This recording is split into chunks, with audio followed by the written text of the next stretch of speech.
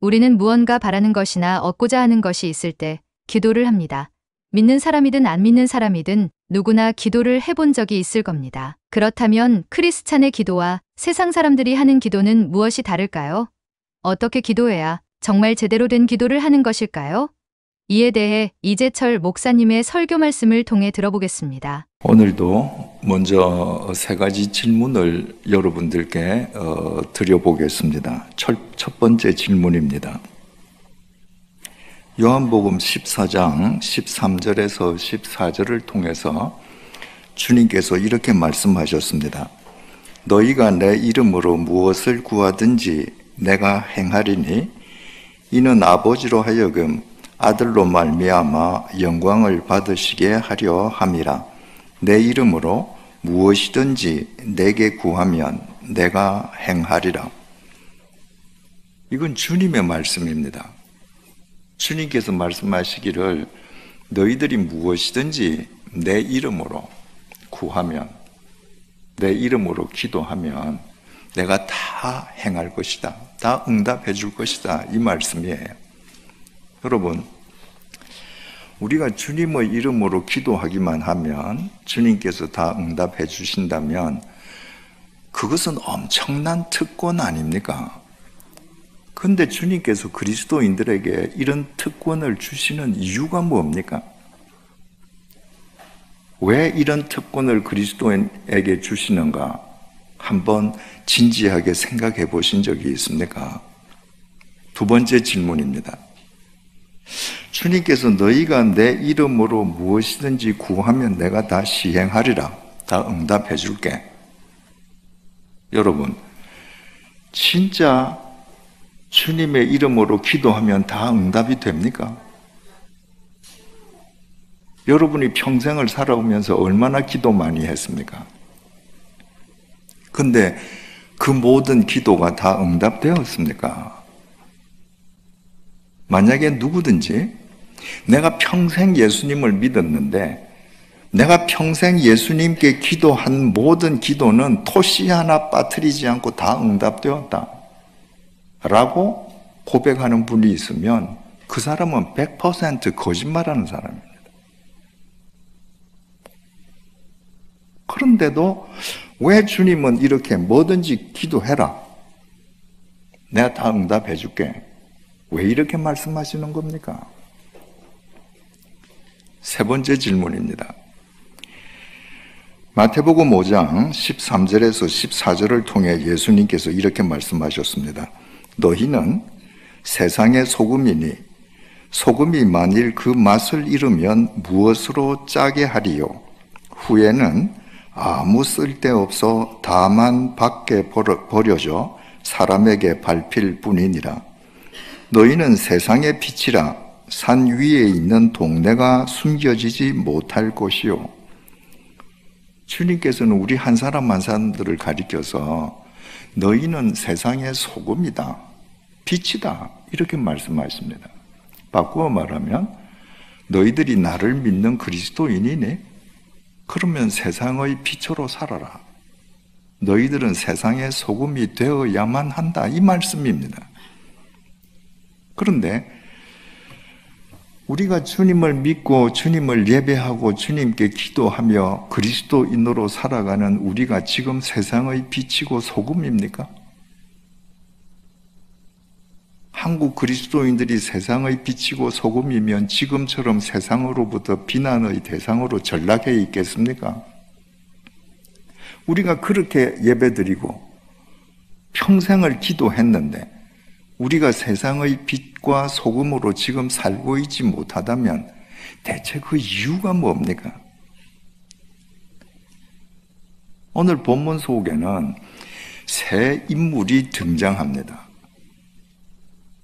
이 본문 속에 등장하는 이 새 인물들의 이야기는 그리스도인의 기도가 어떻게 진전되어 가야 하는지를 우리에게 정확하게 일깨워주고 있습니다.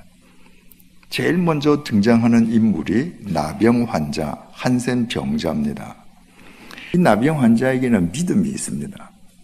주님께서 내 불치병, 이 나병을 낫게 해주실 것이라는 믿음이 있습니다. 그 믿음이 돌에 맞아 죽을지도 모른다는 두려움을 이겼습니다.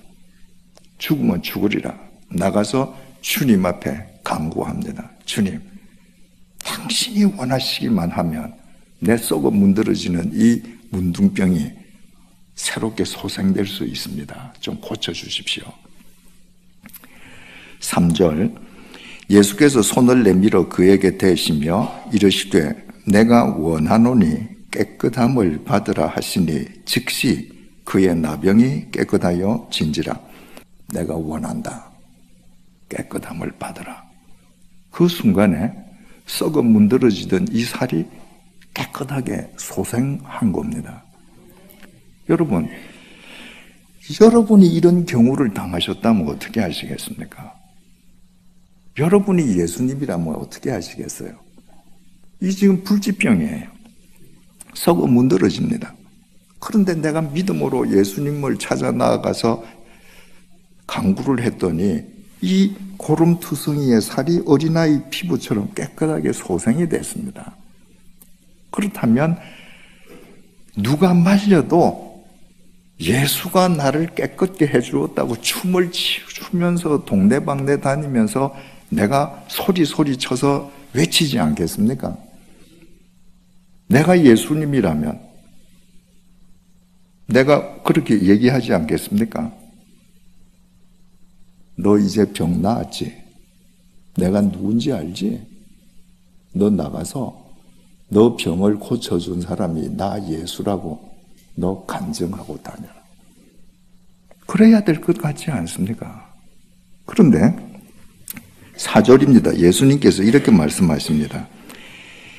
예수께서 이르시되 삼가 아무에게도 이르지 말고 내가 너를 깨끗하게 고쳐주었다는 것을 아무에게도 말하지 말라. 다만 가서 제사장에게 네 몸을 보이고 모세가 명한 예물을 드려 그들에게 입증하라 하시니라. 내가 너를 이렇게 고쳐주었다는 것 누구에게도 말하지 마라. 다만 제사장을 찾아가라. 그리고 율법에 정해진 예물을 바쳐서 제사장에게 네 몸이 깨끗하게 나았다는 것을 공개적으로 입증받으라. 왜냐하면 예전에는 제사장이 의사의 역할도 같이 행하였습니다.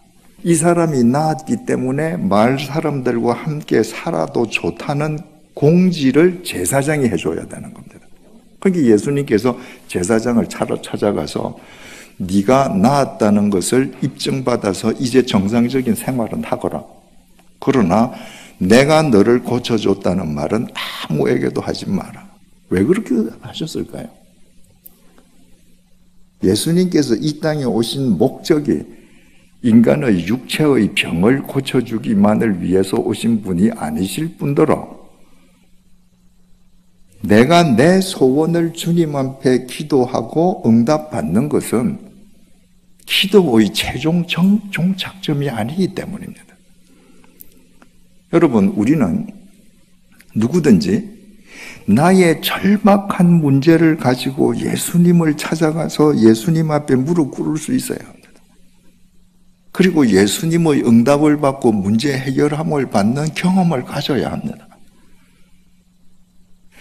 내가 내 문제를 예수님에게 아뢰고 예수님께서 내 기도를 응답하셔서 내 문제를 해결해 주시는 이 영적인 신앙적인 경험이 없으면 예수님은 나의 주님이 될 수 없습니다. 내 문제를 해결받을 때부터 그분은 나의 주님이세요. 그런데 중요한 것은 내가 내 문제 때문에 내 경제적인 문제, 육체적인 건강 문제 때문에 문턱을 넘어서서 내가 세례받은 교인이 되고 내 문제를 놓고 기도를 하고 응답을 받는 것은 기도 생활, 신앙 생활의 동기일 뿐 이것이 종착점이 아니라는 겁니다. 내가 예수를 믿고 기도해서 내가 물질적인 빈궁에서 벗어났습니다. 그런데 그 경우에도 예수님께서는 그러실 겁니다. 너 아무에게도 가서 이 말 하지 말거라. 그런데 어떤 사람이 내 문제가 한번 해결되었다고 해서 일평생을 기도를 할 때 내 문제만을 해결해 주시는 대상으로서 주님을 상대하고 기도를 한다면 그 사람의 믿음은 미신과 구별되지 않게 됩니다. 기복주의에서 벗어날 수가 없습니다. 여러분, 미신과 신앙의 차이가 뭔지 아십니까? 미신은 말이죠, 내 주머니에 있는 돈 혹은 나의 달란트로 신을 달래고 얻어서 내 목적을 성취하는 게 미신입니다. 신앙은요, 내가 믿는 신은 절대로 내가 달래고 얻을 수 없다는 걸 알아서 그 신이 원하는 삶을 내가 살기 위해서 그 신 앞에서 부단히 나를 부인하는 것입니다. 미신을 믿는 사람은 자기 부인이 없습니다. 미신을 믿는 사람은 자기 부인이 아니라 자기 강화를 위해서 기도합니다. 뭐든지 내 욕심을 위해서 기도합니다. 그러니까 이 나병 환자가 자기 육체가 깨끗해졌는데 평생 그 수준에 머물러서 평생을 신앙생활을 했다. 그 신앙생활이 그 사람을 거룩하게 만들어주겠습니까? 그의 기도생활이 옆에 있는 사람에게 거룩한 영향력을 행사하겠습니까? 여러분, 우리 주위에서 평생을 기도하신 분들이라는 분들 계시잖아요. 기도에 용하다는 권사님도 계시잖아요. 근데 그런 분들일수록 독선적이고 욕심이 많아 보이는 분들이 많습니다. 왜냐하면 전부 이 수준에 머물러 있는 거예요. 내가 원하는 것만 기도하고 쟁취하면 할렐루야. 내 거 안 이루어지면 또 금방 원망이 생기는 거예요. 그래서 내 문제를 놓고 주님을 찾는 것은 좋은 신앙의 동기이고 내 문제를 놓고 주님 앞에 간구하는 것은 기도의 출발점일 뿐이다. 그 기도는 반드시 그 다음 단계로 넘어가야 한다.